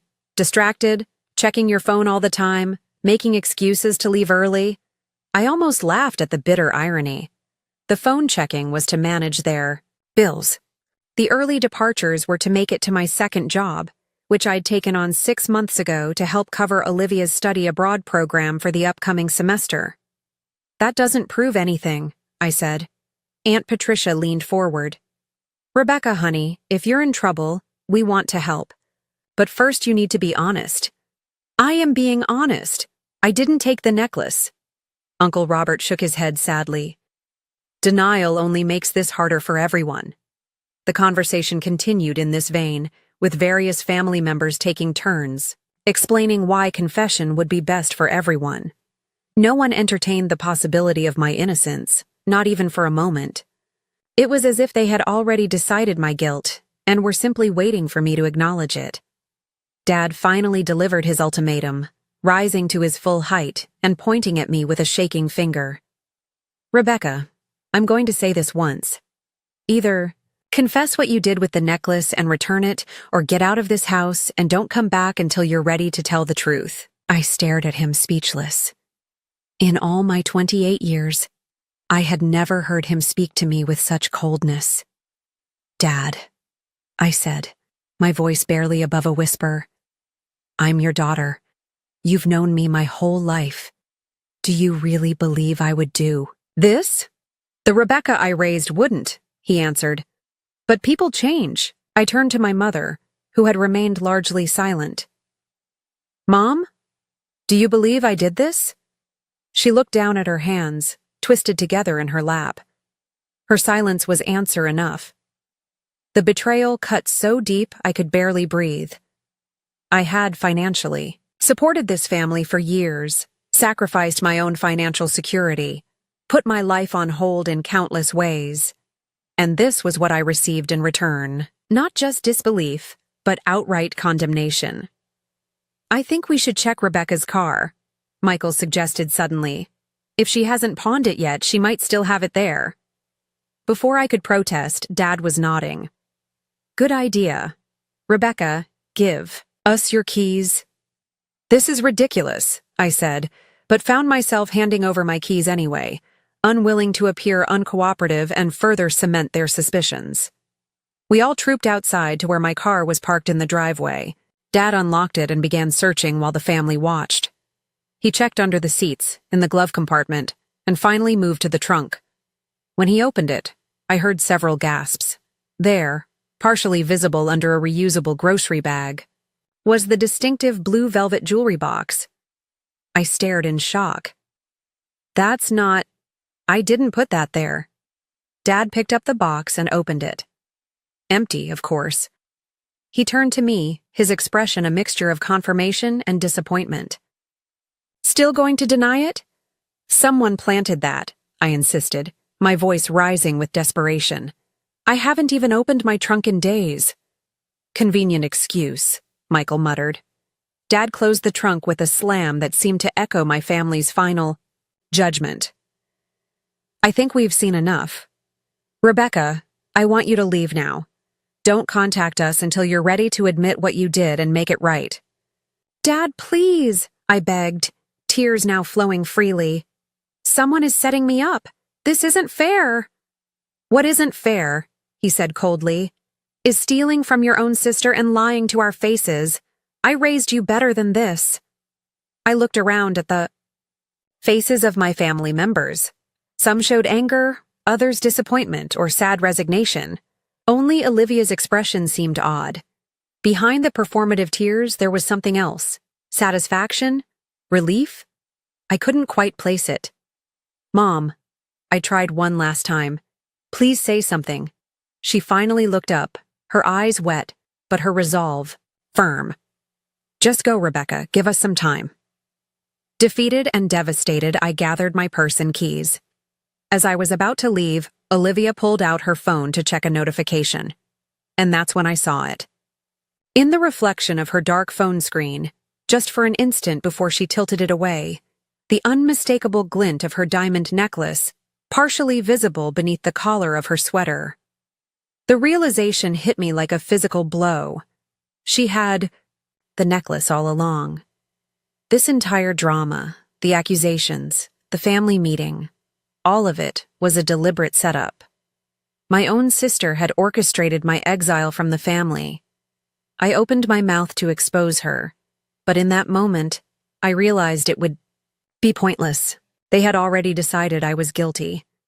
My word against hers would change nothing, especially without proof.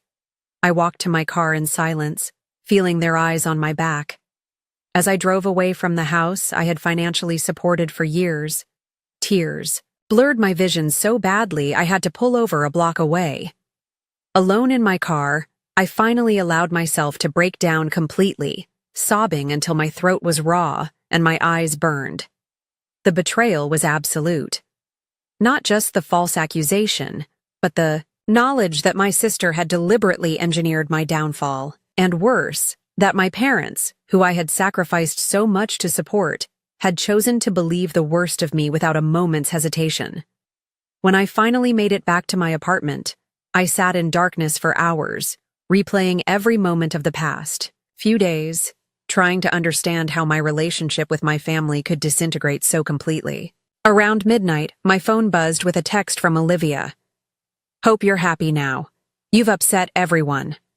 The sheer audacity of her message, after what she had done, crystallized something within me. This wasn't just about a necklace. It was about years of imbalance, of unacknowledged sacrifice, of enabling destructive family dynamics. Something had to change, and it was clear now that I would have to be the one to change it. I woke the next morning feeling oddly calm. The emotional storm of the previous night had passed, leaving behind a clarity I hadn't experienced in years. I made coffee, opened my laptop, and began a systematic review of my financial situation. For The first time, I created a comprehensive spreadsheet detailing every dollar I had contributed to my family over the past 3 years. Mortgage payments, $108,000. Utilities, approximately $12,600. Property taxes, $22,500. Mom's medical bills, $47,800. Olivia's tuition and expenses, $151,200. Miscellaneous support, including groceries, car repairs, and gifts, roughly $35,000. The grand total made me physically ill, $377,100 over 3 years. More than $250,000. Enough for a substantial down payment on a house. Enough to have fully funded my retirement accounts. Enough to have changed the trajectory of my own financial future. The spreadsheet also revealed uncomfortable truths about my current situation. My savings had dwindled to less than 2 months of living expenses. I had been making minimum payments on my own credit card to free up cash for my family's needs. My 401k contributions had been reduced to capture just the company match, far less than financial advisors recommended for someone my age. In short, I had been sacrificing my own financial health and future security for a family that had just accused me of theft and thrown me out of their lives. Around noon, I called Janet Perez, a financial advisor I had consulted briefly when I first started, earning substantial money. She agreed to see me that afternoon, and I brought my spreadsheet and supporting documentation to her office. "Rebecca," she said after reviewing the numbers, her expression a mixture of concern and disbelief, "this level of financial support is unsustainable. It's admirable that you wanted to help your family, but you've put your own financial security at serious risk." "I know that now," I admitted. "But I need to understand my options going forward. Am I legally obligated to continue any of these payments?" She shook her head firmly. "Absolutely not. Unless you've signed contracts specifically committing to these payments, which I'm guessing you haven't, you have no legal obligation to continue financial support. These were gifts, not legally binding commitments. Even the tuition payments? There's no way they could force me to continue those? The university has a contract with the student or whoever signed the tuition agreement, not with you as a third-party payer. If you've been making payments directly to the school without signing any documents, you can stop at any time." I felt a weight lifting from my shoulders. "What about the mortgage? My name isn't on it, but I've been making the payments for years." "Same principle applies. The mortgage agreement is between your parents and the bank. Your voluntary payments don't create a legal obligation to continue." To be absolutely certain, I also scheduled a consultation with a lawyer later that afternoon. Attorney William Chen confirmed everything Janet had told me. I had no legal obligation to continue financial support to my family. Any moral obligation, he pointed out gently, had to be weighed against their treatment of me and my own needs. "Family financial support is a choice, not a requirement," he explained, "especially when there's been a significant breach of trust." Armed with this information, I returned home and began gathering evidence of my financial support.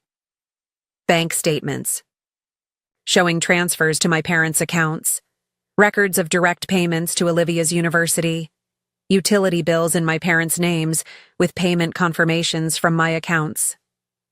I organized everything chronologically in a binder, creating an irrefutable record of my contributions. As I worked, my phone rang. It was a number I didn't recognize, but I answered anyway, half expecting a collection agency looking for my parents. Instead, I heard a familiar voice.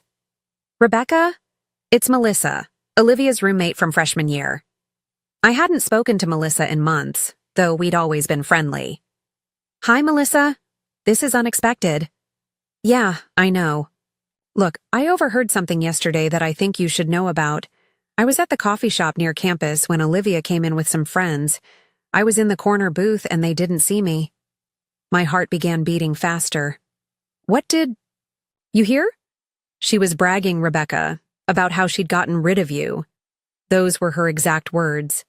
"I finally got rid of Rebecca." She was laughing about it, saying now your parents would stop comparing them to you all the time. The confirmation of my suspicions should have hurt, but instead, it fueled my resolve. Did she mention a necklace? Yeah, she said something about hiding it and making it look like you took it. I couldn't hear everything, but it was definitely deliberate. I always thought you were really nice, so when I heard that, it didn't sit right with me. Thank you for telling me, Melissa. I really appreciate it.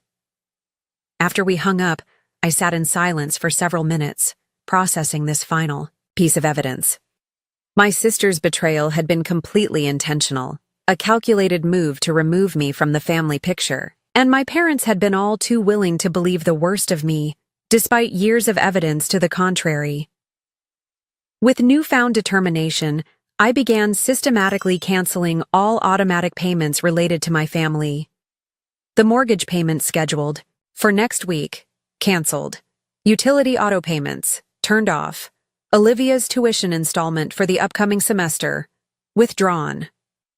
For each cancellation, I documented the process and saved confirmation numbers. This wasn't just about cutting financial ties, it was about reclaiming control of my own resources and future. Next, I drafted a formal letter to my family. It was factual and unemotional, detailing the exact financial support I had provided over the years and informing them that, effective immediately, all such support was terminated.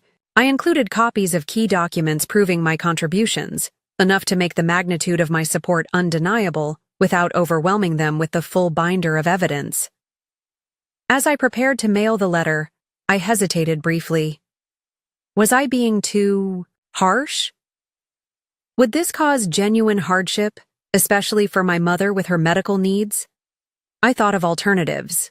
I could continue paying just for Mom's medical bills, perhaps, or give them a longer runway to adjust their finances. But then I remembered their faces as they accused me of theft, my mother's silent complicity, my father's cold dismissal, and Olivia's satisfied smirk as she orchestrated my family exile, while wearing the very necklace she had accused me of stealing. No, I decided. This clean break was necessary, not just for my financial well-being, but for my emotional health as well. They had made their choice, choosing to believe Olivia's lies over my lifetime of trustworthiness. Now they would have to live with the consequences of that choice. I sealed the envelope containing the letter and supporting documents, addressed it, and placed it beside my door to mail the next morning.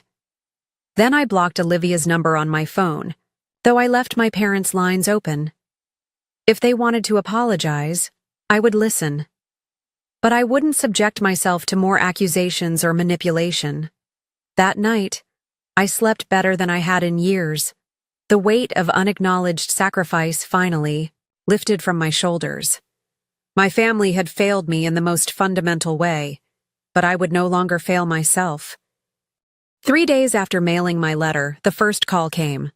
My father, his voice a mixture of anger and panic. "What the hell is this, Rebecca? Some kind of joke?" "It's not a joke, Dad," I replied calmly. "Everything in that letter is true. I've been supporting this family financially for years, and this is how you've treated me in return. So this is revenge?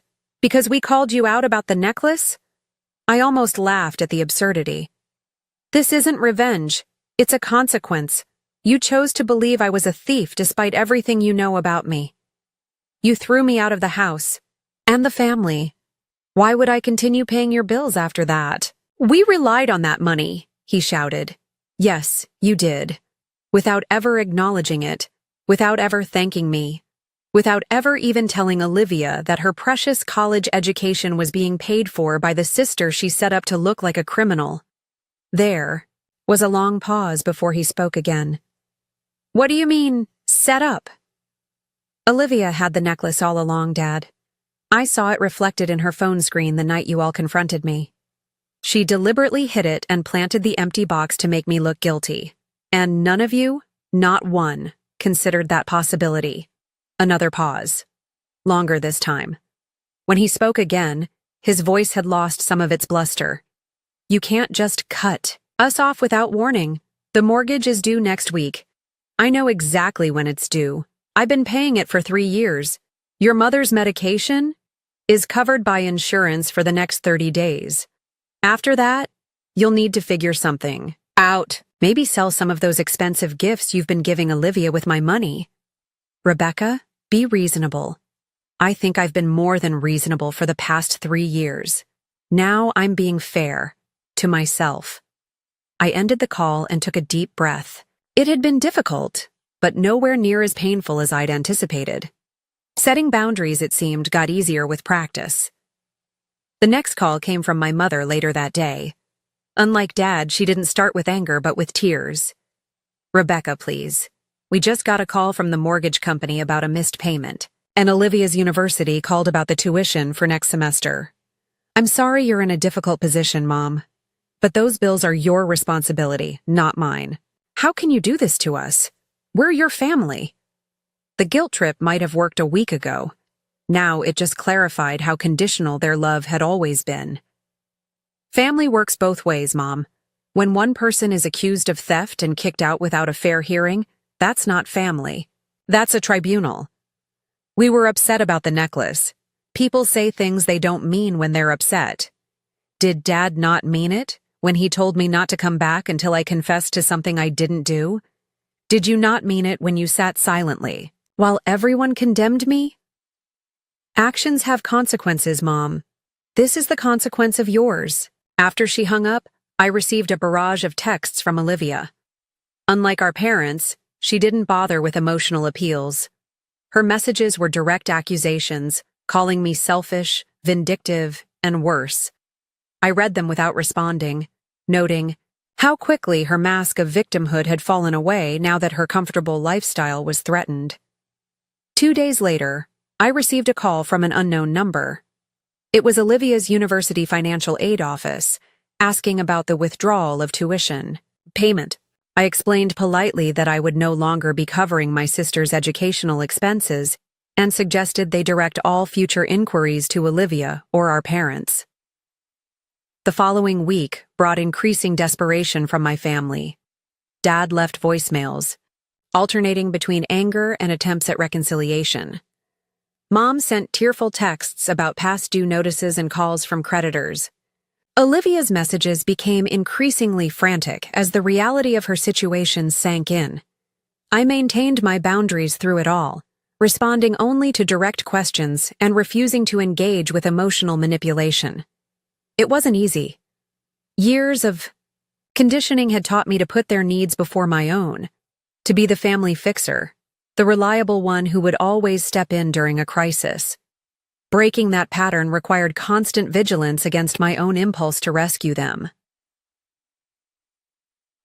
3 weeks. After sending my letter, I received a text from Mom asking if we could meet for coffee. I agreed, choosing a neutral location and a short time frame to minimize the potential for drama. When I arrived at the cafe, I was surprised to find her alone. I had half expected the entire family to ambush me with another intervention. She looked tired with new lines around her eyes and mouth. "Thank you for coming," she said as I sat down. "Of course," I replied, keeping my tone neutral. "There's something you should know," she began, her fingers nervously shredding a napkin. "Olivia confessed about the necklace." I nodded but said nothing. She had it all along. She said she was jealous of you, of how Dad always talked about how responsible and successful you are. She thought if she could make you look bad, maybe they'd stop comparing her to you all the time. "I know," I said simply. "I saw the necklace reflected in her phone that night at the house." Mom's eyes widened. "You knew? Why didn't you say something? Would anyone have believed me? You had all already decided I was guilty." She looked down, unable to meet my eyes. "We should have trusted you. I should have trusted you. I'm so sorry, Rebecca." Her apology seemed genuine, but I noticed it came only after Olivia's confession, not from her own realization that she had misjudged me. It also came after weeks of financial hardship, which made its sincerity questionable. "Thank you for telling me," I said carefully. "How are things at home?" She sighed. Difficult. Your father had to ask for an advance at work to cover the mortgage. Olivia had to drop 2 classes because we couldn't pay the full tuition. She's taken a job at the campus bookstore, but it doesn't pay much. I nodded, acknowledging the information, without offering help. The old Rebecca would have immediately stepped in, offered to cover the most urgent bills, fallen back into the familiar role of family savior. But I wasn't that person anymore. And the necklace? I asked. She sold it, Mom admitted. About a week after you left. She needed the money for a spring break trip she'd already committed to. She never expected you to stop paying for everything. None of us did. The irony was almost too perfect. Olivia had accused me of stealing and selling the necklace. Then, done exactly that herself when financial reality hit. I hope you understand why I had to step back, I said. It wasn't just about the accusation. It was about years of taking my support for granted, of never acknowledging everything I was doing for the family. Mom nodded slowly. Your father found all the payment records, the mortgage, the utilities, Olivia's tuition. We had no idea it was so much. You knew I was helping. You just never asked how much. We should have. I'm truly sorry, Rebecca.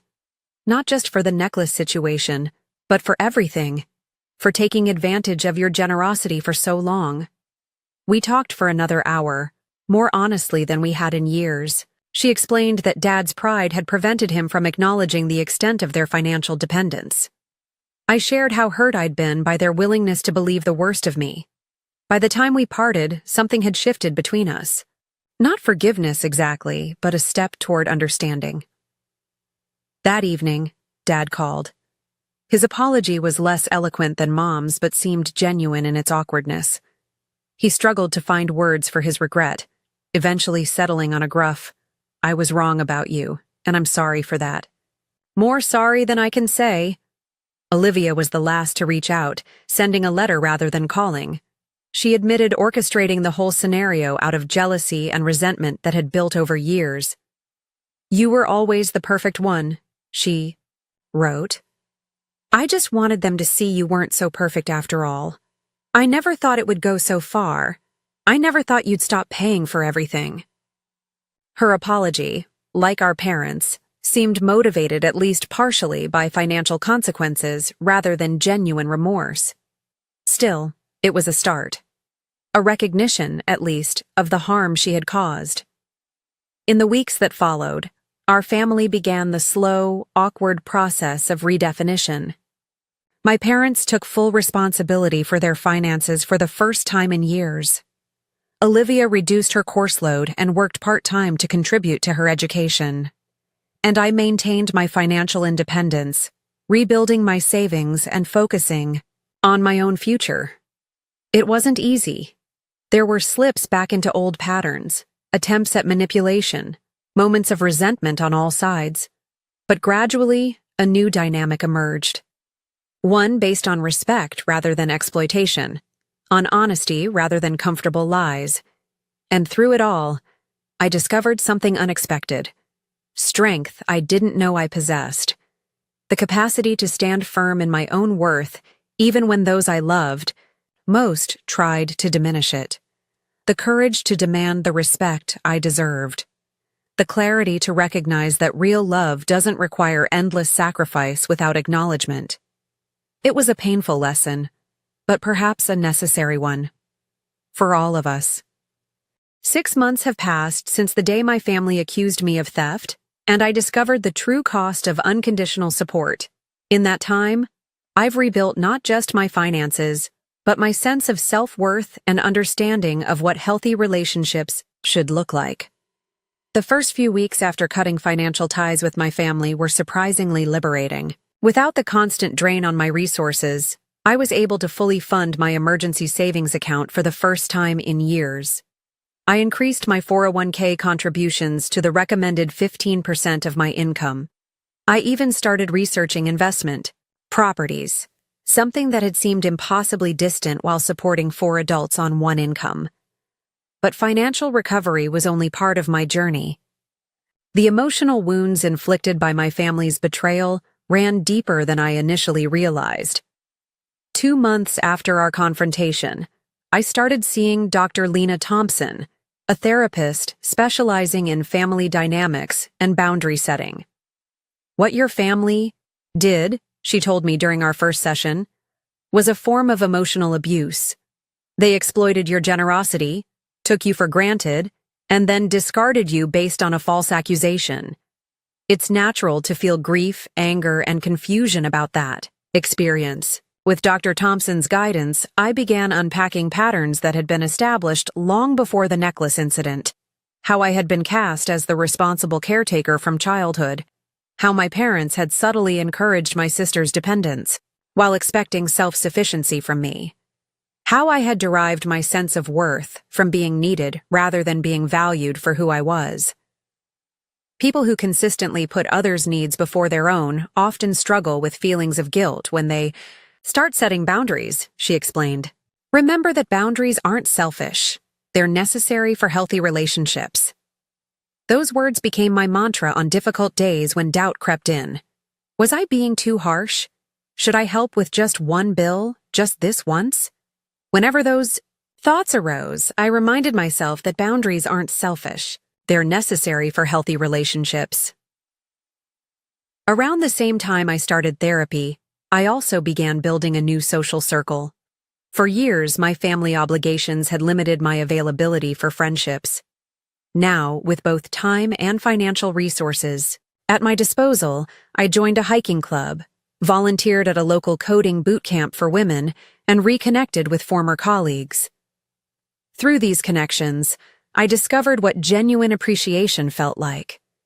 When I helped a boot camp student debug a challenging project, her heartfelt thanks meant more than years of unacknowledged family support. When I organized a weekend trip with my hiking group, their enthusiastic participation validated my efforts, in a way my family never had. My career also flourished without the constant financial pressure.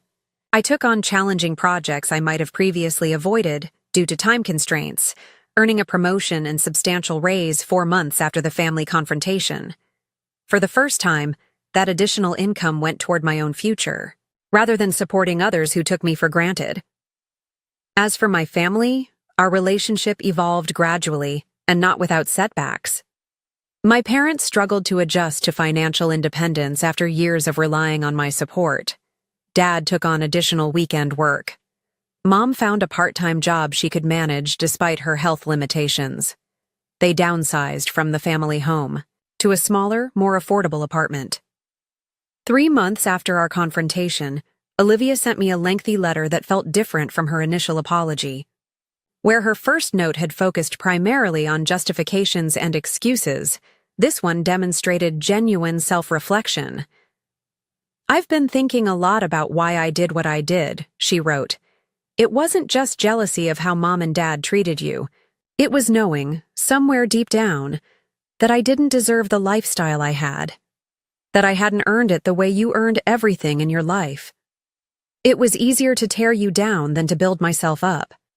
I'm trying to do the hard work now. I got a second job this semester. I'm actually going to all my classes. For the first time, I'm paying for things with money I earned myself, and it feels different. Better, somehow. I don't expect forgiveness, but I wanted you to know I'm trying to change. Her letter touched me more deeply than I expected. Not enough to resume financial support, but enough to consider rebuilding some form of relationship.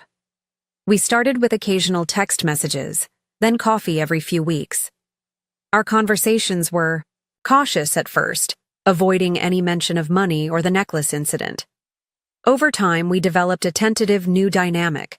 Not the close sisterhood I had once imagined, but something more honest than what we had before. 4 months after the confrontation, I agreed to help my parents with a specific limited expense, Mom's specialized medication that wasn't fully covered by insurance. I made it clear this was a choice, not an obligation, and established firm boundaries around my contribution. The money would go directly to the pharmacy, not to them. The arrangement would be reassessed every 3 months. And most importantly, this support was conditional on continued respectful treatment. I'm willing to help with this specific need, I told them.